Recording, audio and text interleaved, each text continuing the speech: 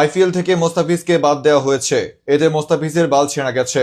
ধারণা করা যায় আইপিএল থেকে মোস্তাফিজকে বাদ দিয়ে বিসিসিআই ভেবেছে মোস্তাফিজের অনেকগুলো বাল ছেঁড়া যাবে, কিন্তু মোস্তাফিজ তার ফেসবুক আইডিতে একটি ভিডিও বার্তার মাধ্যমে জানিয়েছেন, না, তার একটাও বাল ছেঁড়া যায়নি। শুধু বাল কেন, তার চুল কিংবা গায়ের পশম কোনোটাই ছেঁড়া যায়নি। তবে মোস্তাফিজের বাল ছেঁড়া না গেলেও ছাড়া গেছে আইপিএল খেলা দেখা বাংলাদেশি হাজার হাজার দর্শক। এক গোপন সংবাদের মাধ্যমে জানা গেছে বাংলাদেশি কোটি কোটি দর্শক এখন আর আইপিএল খেলা দেখা তো দূরে থাক, বরং আইপিএল খেলার দিকে তাকিয়ে মুদবেও না।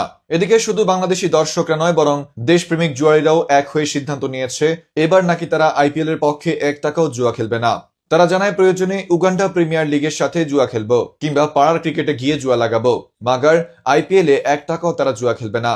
জানা গেছে এতে করে আইপিএল কর্মকর্তাদের কোটি কোটি টাকা লোকসান হবে বলে আশঙ্কা করা যাচ্ছে, কেননা আইপিএল কোনো সাধারণ ক্রিকেট খেলা নয়, বরং এটি একটি জুয়ার আসর। দর্শক, এ নিয়ে বিস্তারিত দেখুন রিপোর্টার কাতারে থাকা ভাতারের রিপোর্টে। জুয়ার আসর থেকে মোস্তাফিজকে বাদ দেওয়া হয়েছে, মোস্তাফিজের জীবন থেকে অনেকগুলো গুনাহ কমে গেল। মোস্তাফিজ বাংলাদেশি বলে মোস্তাফিজকে আইপিএল থেকে বাদ দিয়েছেন, ভালো কথা, কিন্তু শুধু মোস্তাফিজ কেন, ভারতের মধ্যে বাংলাদেশি অনেক অনেক মানুষ রয়েছে, কই তাদেরকে তো এখনো পর্যন্ত বাংলাদেশে পাঠাচ্ছেন না। তাদের সাথে ভারতের সাথে কি এমন যোগসূত্র রয়েছে যে তাদেরকে বাংলাদেশে ধরা হচ্ছে না আর বাংলাদেশে ফেরত পাঠানো হচ্ছে না? যাই হোক, সেদিকে আগাচ্ছি না। কথা হচ্ছে মোস্তাফিজকে বাংলাদেশে পাঠিয়ে দিয়ে আপনারা খুব একটা ভালো করেননি, উল্টো নিজের পায়ে নিজে কুড়াল দিয়েছেন। আইপিএল একটি জুয়ার আসর, এটা আমরা সবাই জানি। এখানে শুধু ভারতীয় নয়, বরং কোটি কোটি বাঙালি জুয়ারিরাও এই খেলায় অংশগ্রহণ করে থাকে।